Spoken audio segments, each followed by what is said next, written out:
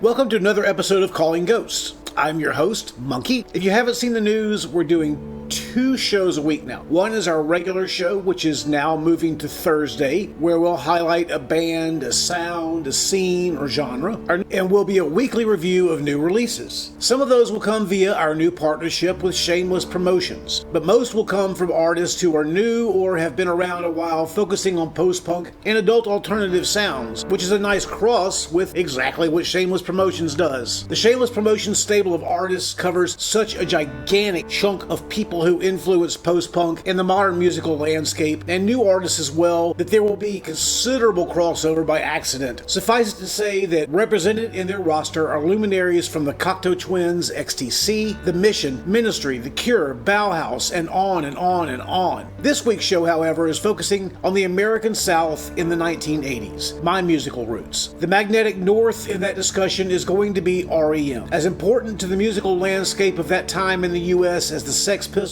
or the Smiths were in Europe. But if you want to know what caused Johnny Marr to first pick up a Rickenbacker 360 or 330, you need to look no further than to Peter Buck of R.E.M. You can call R.E.M. post-punk easily, but you'll most likely see them categorized as jangle-pop. It's not an inaccurate term for them, but it tells a small part of the story. People will talk about the B-52s for the popularity of the music scene in Athens, Georgia in the early and mid-1980s. You'll also hear Pylon credited, probably more accurately. Those bands may have given the members of R.E.M. a rallying call, but make no mistake, R.E.M. was the largest thing to come out of the U.S. South since Tom Petty and the Heartbreakers, and their influences were from a different place and a different time. The band, singer Michael Stipe, guitarist Peter Buck, bassist Mike Mills, and drummer Bill Berry, was founded in 1980 in Athens, Georgia, and played with that lineup for almost 2 decades before Berry had to leave for health reasons. The first time I saw them live was on December 11th, 1982, at a University of South Alabama keg party at Sanger Theater in Mobile, Alabama. On the heels of the release of their Chronic Town EP, there's no question that R.E.M. had all the post-punk bona fides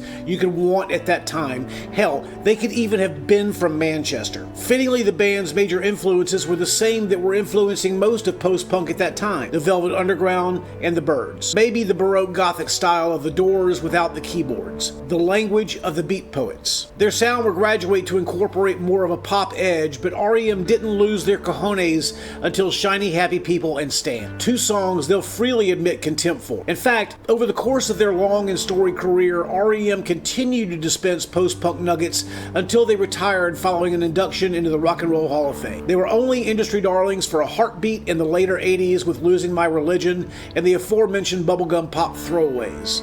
The playlist this week is huge.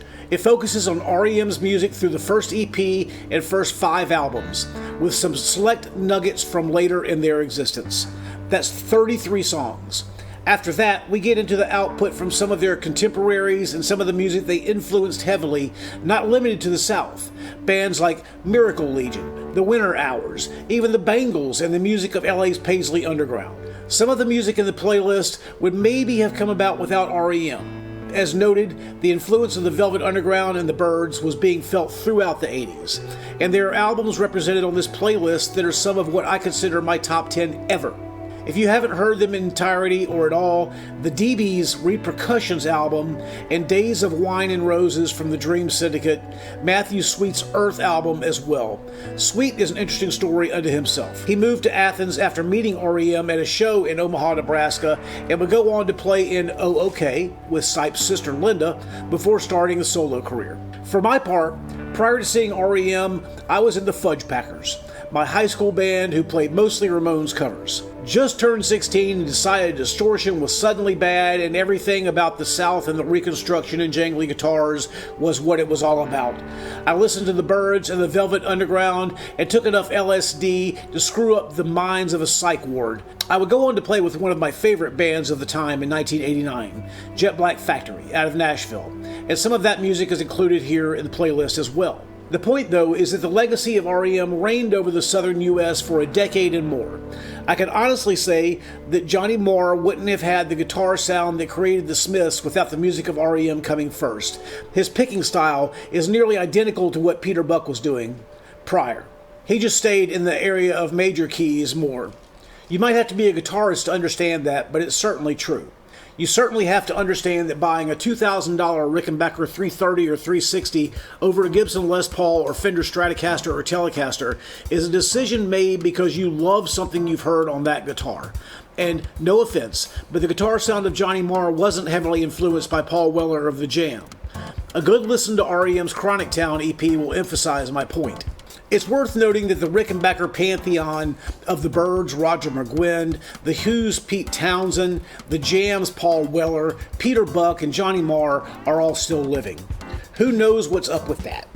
Well, that is until I remembered how bought in Tom Petty was to the Rickenbacker sound, and he passed away, unfortunately. I don't know that there would be an R.E.M. guitar sound without Tom Petty's American Girl. The difference, though, is that Petty played Rose Morris models with a standard F-hole for some reason, rather than the iconic Rickenbacker cat-eye F-hole. Rose Morris is a wholesaler of musical things based out of London, notable for supplying the Rickenbackers and Vox amps used by the Beatles, and Petty as well. He also used the same style Vox Super Beatle amps that were designed for the Beatles. All of the rest of the guys on that list used the standard cat-eye F-hole Rickenbackers. There are some clunkers on this playlist, but only to prove the point that R.E.M's reach was huge and their shadow cast large on the musical landscape of the 1980s. Please enjoy this week's offering, and be sure to subscribe for future shows. We're going to stay stateside for another couple of episodes looking at the music of the Pixies and Interpol.